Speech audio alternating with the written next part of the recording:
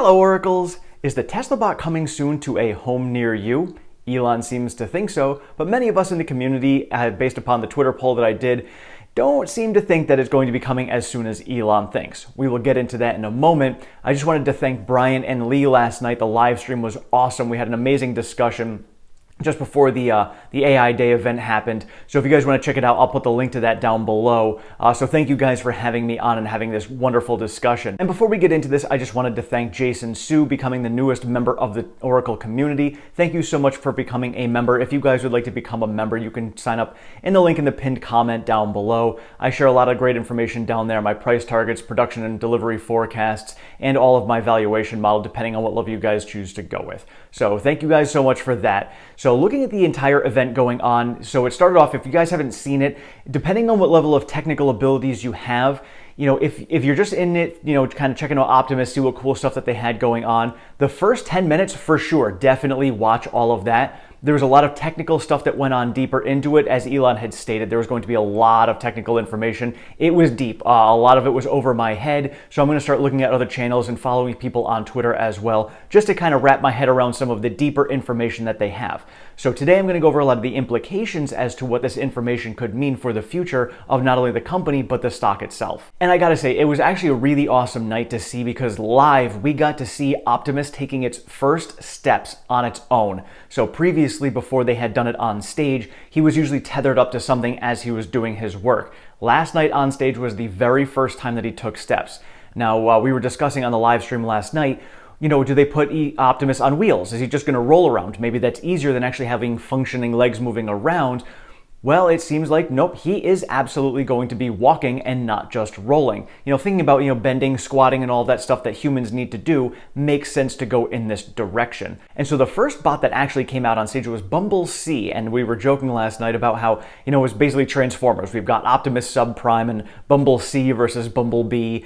So he came out, he took the steps, he did some dancing, made some moves around. They had a video with him picking up and moving boxes, and this was the big piece I was wondering about was, are we just going to see hands and what that can do?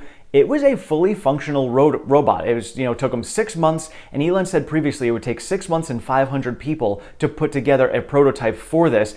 And I don't know how big the team was, but judging by how many people were on stage and leading their teams, probably upwards of near 500 people to get this up and running as a prototype. Still very impressive. So despite the fact that in the videos it was tethered, Optimus was picking up boxes. The one that really got me, which when Elon said we might see it in our homes in 3 to 5 years, that's right, Elon said 3 to 5 years we might see it in our homes. What got me was when they had the video of, Optimus picking up a watering can and watering plants. Those are the type of tasks that we could potentially see Optimus doing in people's homes in the future. So you guys can let me know in the comments below if you actually think we're going to see Optimus in homes in the next 3 to 5 years. Personally, I still stick with my 10-year time frame. I think by the end of the decade, we may see this, but it's going to take some time. The cool thing about it was they're using the exact same cameras and hardware that go into the FSD vehicles that they are using in Optimus. So when Optimus is walking around, you are seeing the world just as the cameras do, just as a human would. So this is the same technology. So again, it's not a different AI that they have to use. It's the same AI program that they're using. Think about it. They're using human senses to determine what needs to happen with these vehicles and all of this AI. So that is the whole entire premise behind this, is using human senses. So I was very impressed. I wasn't expecting a lot, because I try to keep things suppressed just because there's a lot of hype behind things. But I gotta say, having an actual Optimus walking and doing exactly what I thought it would be doing, which was, what is it going to do in the factories? Pick up boxes, move them from one place to another. It's going to be taking, some of the machines. It actually had it taking like a cell out of one machine and moving it into another. So seeing this thing in prototype form, already in functional capability status, obviously a lot of work still needs to go into it to fine tune it, but they're already moving in that direction. And that to me is significant. And as we were discussing on the live stream last night as well, when it comes down to it, it's the cost. And Elon said last night that they should have the cost under $20,000 per each one of these Optimus bots. And as Elon put it, they want to make something that is going to be, easy to produce at mass scale and still be functional. So they're kind of, seeing what they can do. And obviously there's a lot of things they can do in the future, but what major impact can they have right now on a mass scale immediately? And that's what they're trying to work on. So that's why they built it the way they did. There was a lot of awesome technical questions at the end of it discussing, why they went with spring-loaded fingers versus tendons. And a lot of it was because of cost reduction, having it spring back up versus having it to pull in both ways, for having actuators in both directions, having just one actuator and then it springing back up cuts costs there. So, they were working with a whole lot of different pieces of information trying to keep costs low so they could produce it at mass scale. And how can they produce something that they can produce very quickly? Like you look at Boston Dynamics, and Boston Dynamics has awesome robots that are over there, but can you really produce those at scale? Most likely not. So this is what they're working on over at Tesla. And as I stated, this is going to be a fundamental transformation of civilization as we know it. We are moving in this direction, and AI is growing so quickly. Think about how quick, the internet grew and all that technology there. We're now going into a place where AI is going to grow even faster than that. Elon said himself, you can't go through 1 week without learning something new that AI has grown and learned how to do. It's making art. It writes up papers for people. It's got this great brain behind it, and now it has a functional body. And the functional body is going to have actuators in the legs that can actually lift a half ton. So thinking about the, just the weights that these things are going to have to lift, and thinking about the cost it's going to bring in. And again, as we were talking last night in the live stream, you're going to have an Optimus bot that's going to be in the factories. It's going to cost Tesla $20,000 to make this. You're going to be replacing an employee that's going to cost you more than that. Let's say that employee is making $40,000 a year. So this Optimus bot is going to replace 3 shifts because it's not going to need to take a break. So let's replace 3 employees of $120,000 per year. So within the first year, you have already been profitable on this Optimus bot. And then going forward, you don't have to pay those salaries, which you would have to normally pay somebody over and over and over again. You've already paid the cost once. That's it.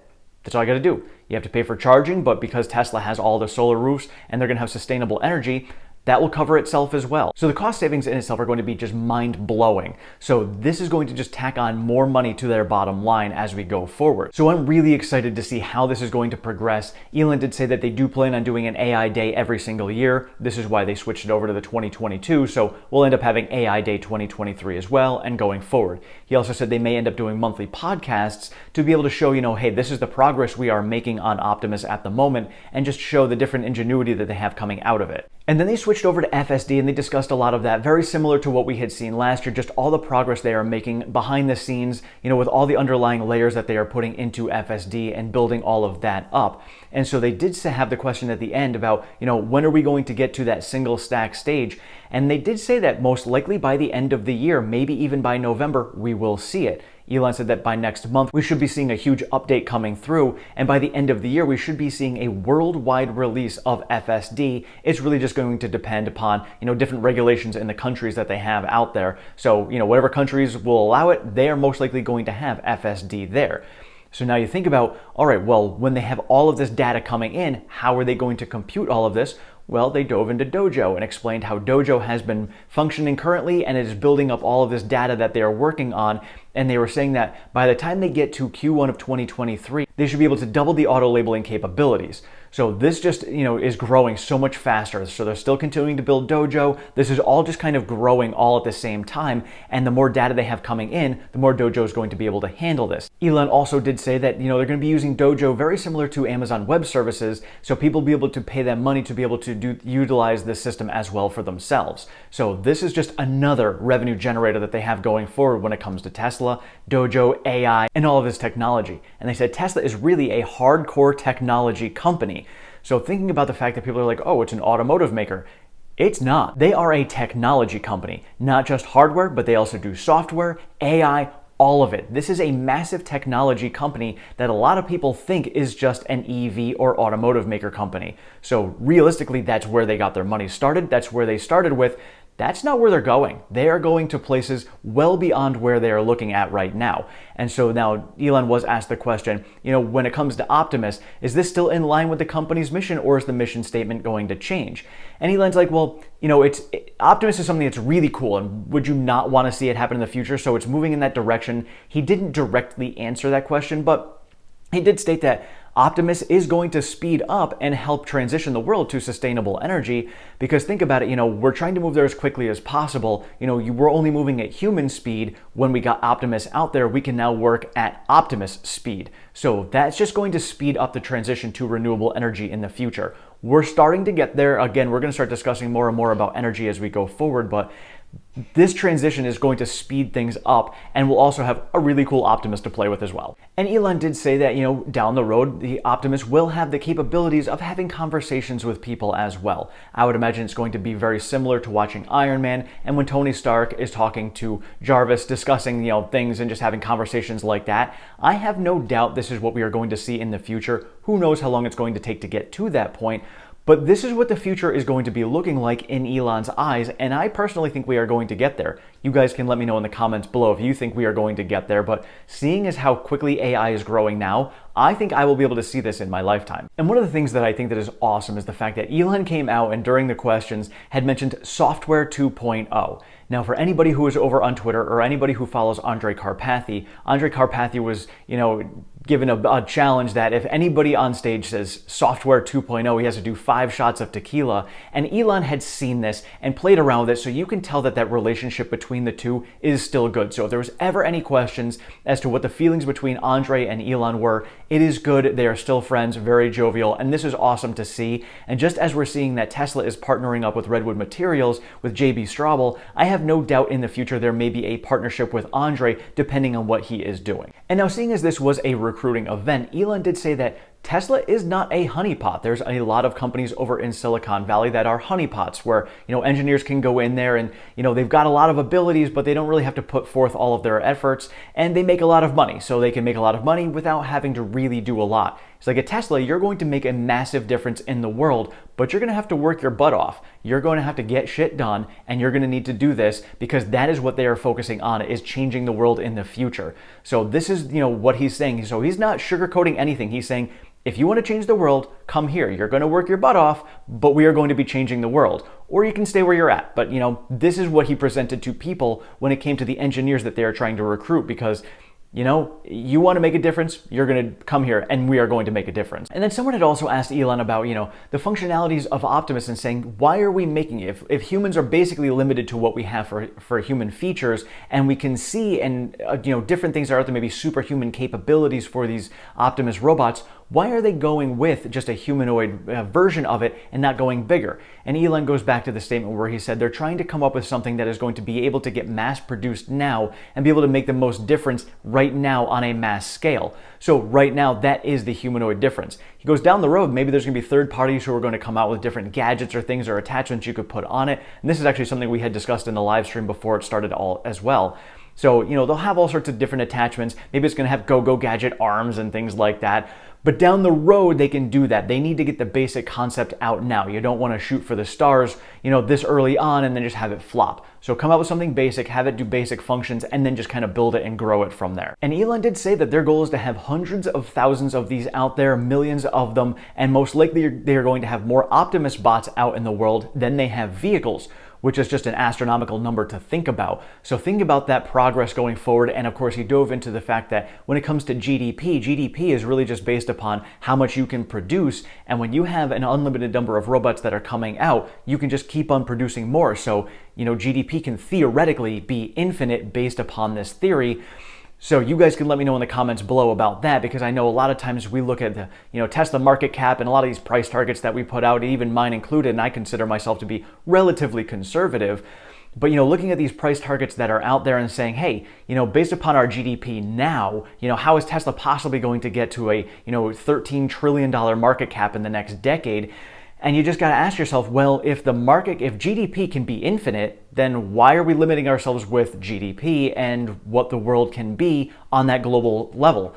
So if 13 trillion is what Tesla could have for a market cap, maybe GDP at that time is, 150 trillion. Who knows? Maybe Tesla has 10%. So just thinking about these numbers and what it could mean for the future just kind of really starts to expand your mind. And for me, I don't factor all of this into my valuation model. I still keep it based upon EVs because Optimus has not come to fruition, but this here was the next huge step that I wanted to see. I can now see this coming to reality. Once we actually get, pre-orders that are coming in. So I did pose that question, when do you think that we are going to be able to pre-order our Optimus bots? Elon said we could probably do it relatively soon. In Elon speak, who knows what that means, but he did say 3 to 5 years, we could actually start seeing them get delivered to people in homes. So if this is moving as quickly as he thinks it's moving, we may see these numbers come out sooner. And hey, if they do come out sooner, I will just update my valuation model to include that even sooner. So overall, last night, I was very pleased with what we saw. I don't know about you guys, but my technical abilities are not where they need to be to understand the majority of what was going on. But to understand the concepts of what they were doing and what the implications can mean, I can grasp all of that. And these implications are huge. Obviously, they need to execute on all of this as they go forward, but seeing the progress is what the important part is right now. We are seeing massive progress with FSD beta. We are seeing them switching to that single stack by the end of the year. So once we actually see it, that would be big, because they did say that we should have seen it back in February. When we see Optimus progress going every single month, if they can actually get this podcast out, that would be big. So they've got Bumble C right now, switching it over to Optimus. That is going to be the next iteration. And then they will continue to go from there. So if we can get Optimus out there in the format that Bumble C is in right now within the next 6 months, I think that's going to be big. And so looking at 2023, Elon did say, previously that we could see some of these going into production in 2023. Judging by what we saw yesterday and how the progress they're making with Optimus from Bumble C, it's possible. And I think production for them, though, is realistically going to be, we have a few of these working in their factories, and that's what the progress is going to be when it comes to production. But again, we'll see what the future brings. Just making this progress to me alone was big. Let me know if you guys had a chance to watch it. If not, like I said, if nothing else, watch at least the first 10 to 15 minutes to get a grasp of it, and then definitely watch the questions at the end. So there were some very good questions that were asked. One of the things that I really appreciated was the fact that the people who were asking the questions were definitely very intelligent engineers, and the people who were answering it did not hesitate, and they knew the answer. So if anybody comes out from Tesla Q or Bears or any FUD comes out and says, this was just an act putting on a show, these people know their stuff. It is no joke. They know their stuff. You cannot make this stuff up. So this technology is real. This technology is really being worked on. And you guys can let me know in the comments as well if any of you are engineers and have that capability to understand a lot of this, because I would love to learn a lot more. So if you guys can help share in the comments and teach all of us, that would be awesome. Thank you all so much for watching. I appreciate all of your support and feedback. If you have not subscribed, please do so down below. Sign yourself up for notifications. I am over on Twitter at OracleTim1. I share all the latest Tesla news, pertinent stock market information, and all of my daily trades. We do have a Discord chat, that link is down in the description. And if you'd like to support the channel any further, we do have a Patreon, that link is also in the description. Thank you so much, have a great one.